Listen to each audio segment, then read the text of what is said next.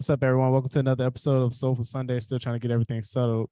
So in the meantime, just want to welcome everybody to the show.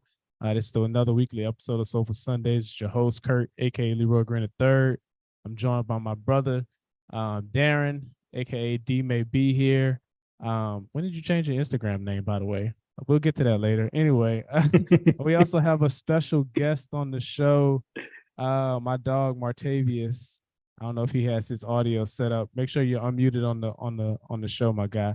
But yeah, we have a special guest on the show, Martavius from NYC by way of Thomaston, Georgia, and we'll be interviewing and playing some of his music as a part of the Come Up campaign happening all summer on AMP, where we'll be discussing and highlighting emerging artists on the scene. We got it. Little technical difficulties, but we got it. Yo, We so made it. Martavius, I just want you to talk about your project Concrete Bloom, yeah, and the inspiration behind it. Yeah, man. First off, I'll say it's good to be back with you guys. It's been a while since we all been on the same platform and talking about music. So it's good to be back. Yeah, Concrete Bloom, man. Concrete Bloom was a project that came out of honestly, years of being very unhappy with what I was doing in life, and having some very interesting experiences living in New York. I think New York is one of those cities where it's like you can make it here, you can make it anywhere, but you can have some very trying times, some very tough times, but also some very beautiful times as well.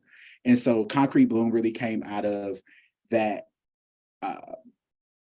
realizing and understanding that, even if you're in a tough place or in a tough position or a tough place in life, there's something beautiful that can come out of that toughness and out of that difficulty. And so I really wanted to write about that. And honestly, all of the songs really are about relationships in some way, shape, or form, whether that's platonic relationships, relationship with self, relationship with romantic relationships. So they all kind of span or kind of have that kind of similar a similar theme. You mentioned that I was asking you about like how do you determine what to call your songs, like the song titles? And you mentioned that you write the songs first and then you give the names to them.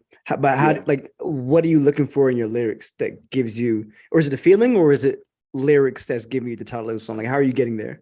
It's a bit of both, honestly, right? So sometimes it can be more about the theme and what the song is talking about. So the song that you guys just heard, Synesthesia, that more was about, like, synesthesia is never in the word or never in the song lyrics itself.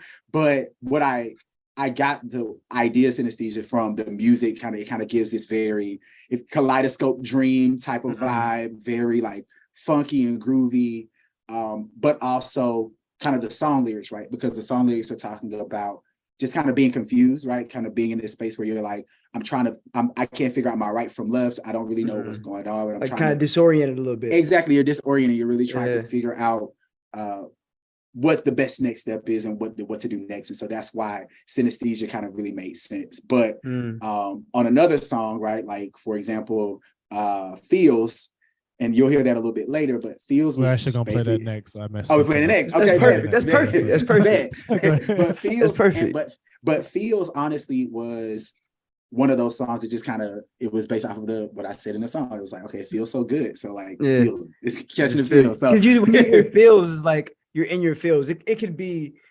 sad, right? But it goes to be like really good. Like, it's just whatever it is usually intense. Like if you're in your feels, it's like you're in a heightened sense of whatever emotion is you're feeling. So I like that. Yeah. And there's a funny stories behind that song, but I think I might wait. I kind of want to wait to get here first. Right, so we'll play Feels, and then you come back with the story. All right. So here's Feels by Martavius from his debut project, Concrete Bloom.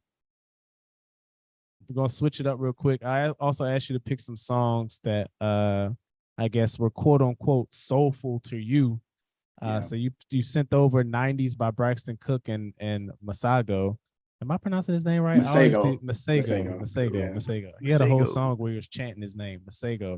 Anyway, so you coming on the show, putting this on some new music, man. Tell us why you sent this track over, 90s by Braxton Cook.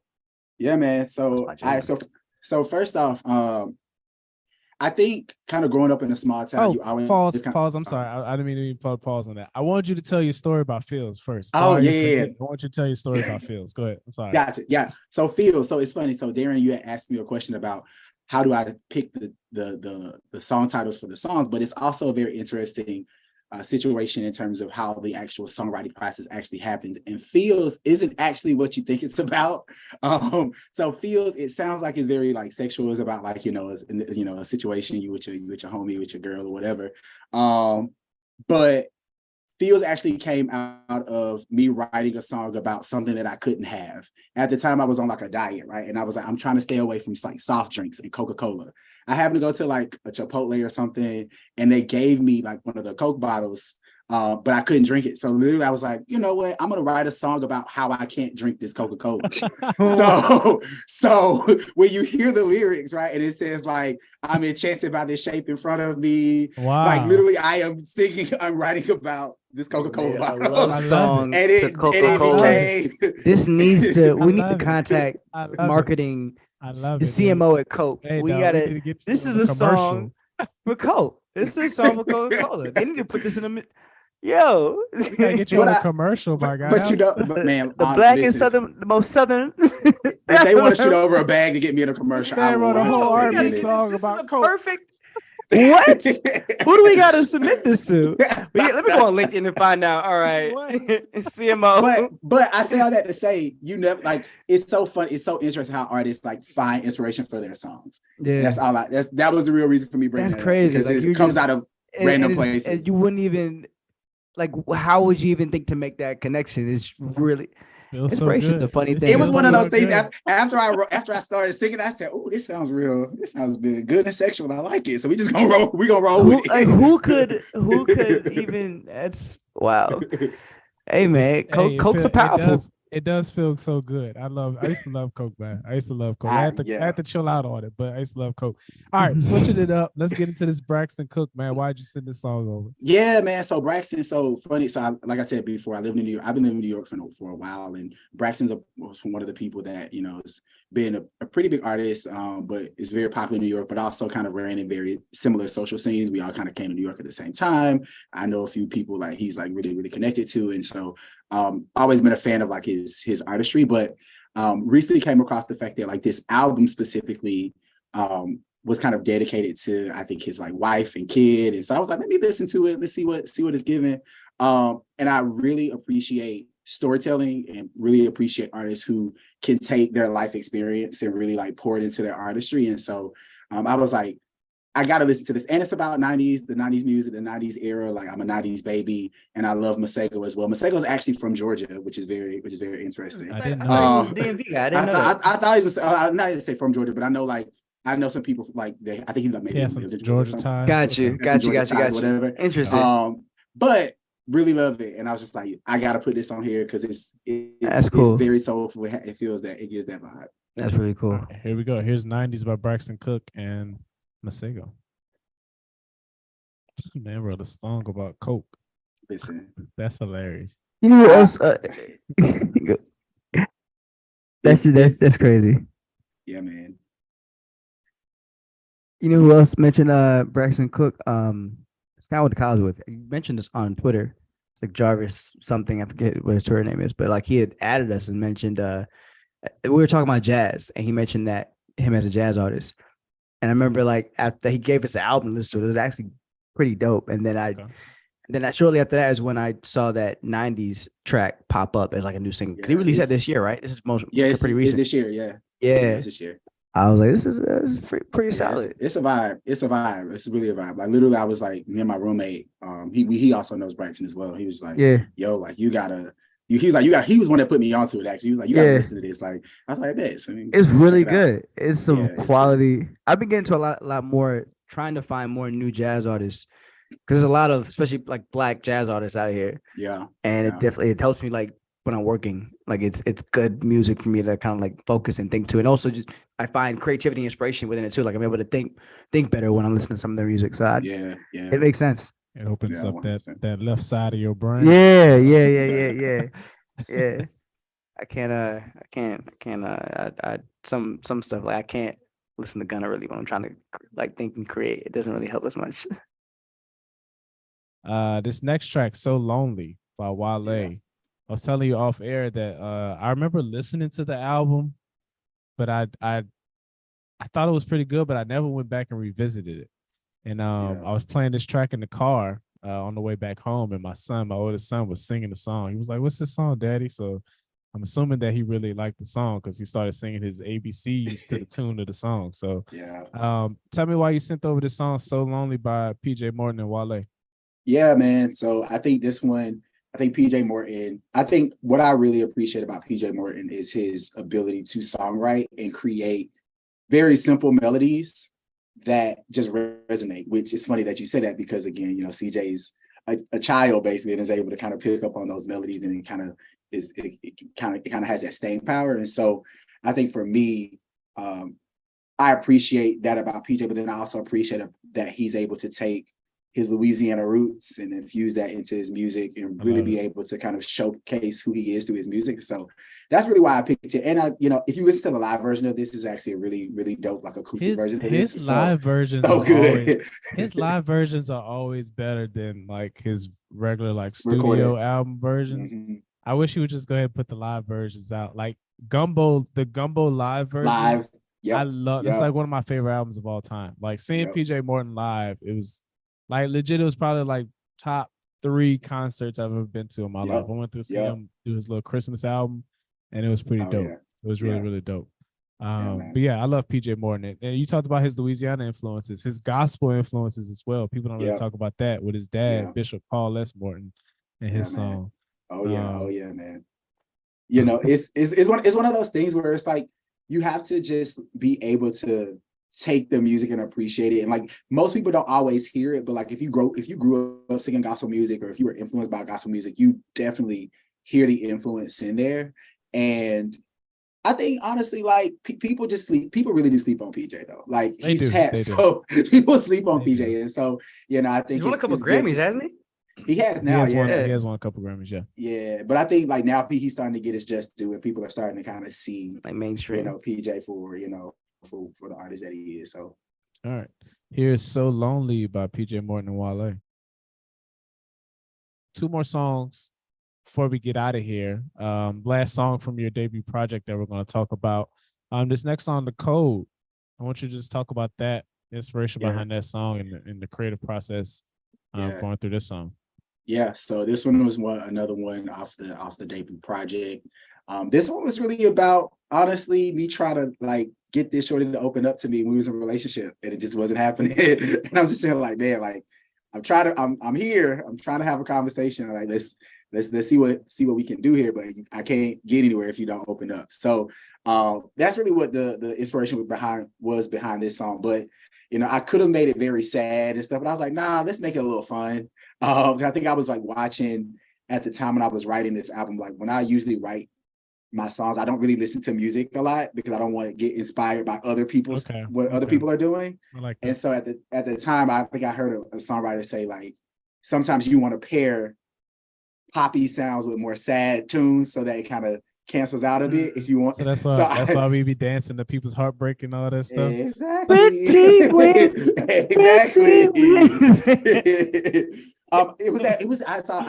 funny. I saw this TikTok the other day about that one song about the homelessness where it's like a house song. It was like we all like dancing around to it. We talking about somebody homeless. but yeah, man. Like, so that's really what dancing that's what trauma, bro. About. So we dancing to your heartbreak. Basically. Hey man, that's the best way to get through it, though, right? Just I guess dancing. I guess you got to do something. You can't sit and soak. You better keep moving. Hey, you better keep moving. Do something. Time go.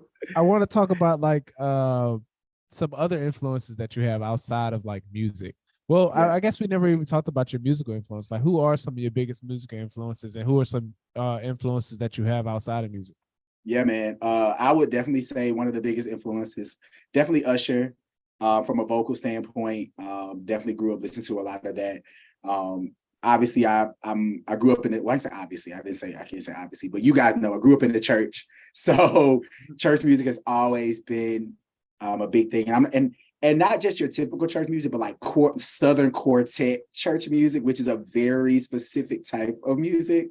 But yeah, definitely some of my influences, Earth, Wind, and Fire. You'll hear a song by them later. just like as a band. Like I really love like live instrumentation and just that the real sound that you get from the live instrumentation. So, those are just a few of my kind of like inspirations outside of just like my R&B music. So Who's some of your, do you have like influences outside of music, like in terms of different spaces?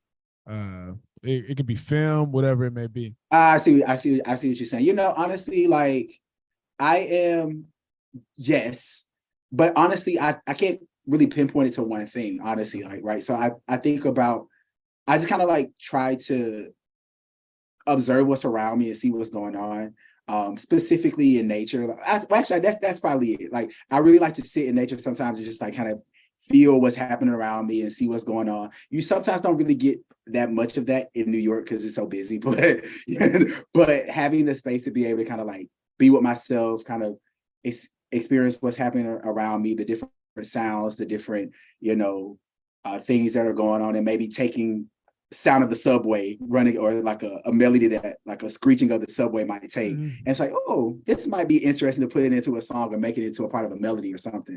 So it's just really like observing the things that are happening around me and then kind of taking that and infusing it into what I'm doing. I feel like with New York, you get like that, like there's a uniqueness to the urban environment there versus other cities. So like you mentioned, like the sound of the subway can spark something, or the type of interactions that people have seem to be pretty unique to that space. So do you also find yourself getting inspiration from people in a way that you normally don't? Yeah, 100%. Honestly, man. And I think that's the good thing about being in New York, right? Is that you have so many different people that have so many different types of different backgrounds and different influences. So you might hear, like, one of the things I like to do on a regular basis is go to open mic here in New York. So I sing at open mics on Mondays and Wednesdays. And every week, somebody comes in with something new. And I'm like, ooh, that might be interesting to try, or that might be interesting to do in like a cover or something like that. So you're always being inspired because, creativity is just everywhere in New York. So it's cool. It's a cool city to be in. Like an endless, vast amount of inspiration. Exactly. People, just the environment there. It's pretty cool. Exactly. Up here is The Code by Martavius. Boom. Funny enough, man, I remember like 3 of these songs got written at work. That's the last place one would assume creativity would be inspired, within an investment bank. Man, honestly, I'd be sitting at desk like literally because we used to have like pings and stuff, so like the like the IMs making like these weird noises and stuff all the time. So literally, I think that's actually how Stay, like I think that how that came in there, because I think one of the things made that little noise, and I was like, one of the noises. Yeah, I was like, and I literally would record. I would have my voice notes be like, and just like sit it down. I had to change my Outlook sound because the sound was too triggering. I had to reset the sound it makes so my mic could accept the email that's coming. It was hard to say. I was like, this is getting too. I gotta switch the sound up. My brain's getting too. I'm not mad at that. Honestly, I'm not mad at that. Last song of the night, I'm just gonna talk about. I want to ask you if you got anything you're working on currently, basically. Yeah. And then you can intro this Earth, Wind and Fire. You talked about that was one of your biggest inspirations. Yeah.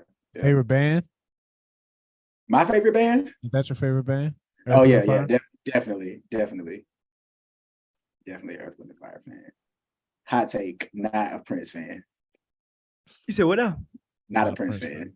Who's not a Prince fan? Me. You're a Prince fan. What do you mean? Like, do you mean just like not, like as an art? Like I appreciate his artistry, but like I'm just not a fan of his. Like I don't go to listen to Prince. Like I'm just not gonna throw Prince. You just don't just because. Like you don't like it. Like when you hear, you don't like it. I guess I'm trying to understand. 5 seconds. I don't understand what you're saying. 5 seconds. 4, 3. The words don't make it. Yeah, make sure your vibes cut down, Mike's on. I just want to understand what I'm saying. Man. Now I'm disappointed. Martavius, my brain is not. I know. Dennis, what you're saying doesn't make sense. You could very well be speaking Arabic to me right now. I don't understand clearly. For clarification, you guys, my man off air, I asked him his favorite band, and he said Earth, Wind and Fire is his favorite band. Which, he volunteered this favorite band. He just volunteered. Then this next, he just randomly just says I'm not a big Prince fan. So I'm like, whoa. Why? I did put a disclaimer when I said hot take. I put it out there. I said, this is a hot you take. did say that. You did say it was a hot take. But I guess I don't understand what that means. Like, do you just not? Isn't that? Do you not like how it sounds? I'll put it this way. I like how it sounds. I just didn't grow up on Prince. I'll put it that way. So I don't go to listen to his music. Like, that's just not the first. I will say this about Prince. Okay. Prince has so much music that all of it isn't good. All of Prince's music isn't good. But again, he has so much music. He does. That he has a lot. It's for every bad song, there's probably like 2 or 3 good songs. Yeah. And so that's what I'm saying. Like, as an artist, I can appreciate it, and I know his songs. I know some of them, but I'm just not like, I'm gonna go listen to Prince today. You know, You're not saying you don't like him. You're just saying you're not you're not a deliberate fan. Like, you're not like Okay, but all right. Like, but if 1999 comes on, you'll dance. I'll dance to it. Okay, I guess that's what I'm trying to make sure I'm following. Okay. Anyway, all right. Before we get out of here, last song of the night, you guys. Appreciate y'all tuning in.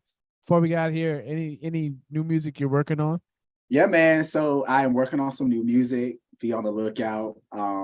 It probably won't be a whole EP, but definitely some singles coming out. Just because I haven't released a song in like 3 years at this point. So it's been a minute. I think it's about that time, but I think it's gonna come. It's gonna have a different style. It's gonna still be very Martavius, but it's gonna definitely be an evolved version of who I am. So super excited about it. And I hope, once it's out, we can, potentially get back on and talk about it and all that good stuff. So of course. Be sure to shout out your social channels as well, so they can keep up with your music and the videos that you've been posting. You've been getting in your little R&B bag. I see you got the aesthetics in the background. You gotta make it happen. And the big mic in front of it, looking like a neo soul video. Listen, as an independent artist, you got to do what you got to do, man. Like, you got to make it happen. I feel like I watch MTV Soul. You know what? I'm not mad at it. I love it. But y'all can follow me on all socials at Martavius J _. That's Martavius J _ on all platforms: Twitter, TikTok, Instagram, everywhere. So. I'm gonna put you on the spot here before we get out of here. You said Earth, Wind, and Fire was one of your favorite bands. Mm-hmm. Can you name your top 5 favorite bands all time? Male, female, like these can R&B, pop, R&B, pop. Okay, rap, whatever. Top 5 bands all time. Okay, Earth, Wind, and Fire, mid condition. I'll say, I'm gonna give an R&B one, but I was just talking about this earlier. I'll give like a Drew Hill. Okay, it's definitely a good like band. Low key, I don't know if it's like my all-time favorite, but I think it's one that's like kind of underrated that people don't give a lot of credit to. Day 26 used to be it, but they didn't have a lot of time. They didn't have a lot of time, but it is what it is. And I'll give a female group. I'll probably go with like I gotta give it to a Destiny's Child. Okay. Destiny's Child is definitely a good one. So which version? Why would you do that? No. Why would you do that? That's not right. Why would you? Why would you? That was so necessary. I'm not gonna do that to you. Listen, I'm not gonna lie though. If Destiny's Child would have been Kelly, Michelle, Beyonce, and LaToya, that would have been a hot group. I think that would have been hot. But I think Kendra's listening. I want to get Kendra's thoughts on here. Maybe she'll come back. But yeah, I appreciate that, man. I appreciate you joining the show, dude. We're gonna post this playlist up on Twitter and Instagram at Rap Nerds MSG on Twitter, at Rap Nerds _MSG on Instagram. Follow us on YouTube as well at the Rap Nerds on YouTube. Go ahead and introduce this last track. You Want My Love. Yeah, man. This is, You Want My Love is Lucky Day featuring Earth, Wind, and Fire. Definitely like a modern take on Can't Hide Love by There, which is the original track by Earth, Wind, and Fire. So yeah, this is, epitome of soul in my opinion, or, very, very close to it. So definitely enjoy it. If you haven't heard it, it's hopefully you, learn something new and hear something new tonight. There we go, man. I appreciate you coming on, putting us onto some new music, and reintroducing your music and telling us the inspiration behind some of the tracks as well. Here is "You Want My Love" by Earth, Wind, and Fire. Appreciate you guys for tuning in.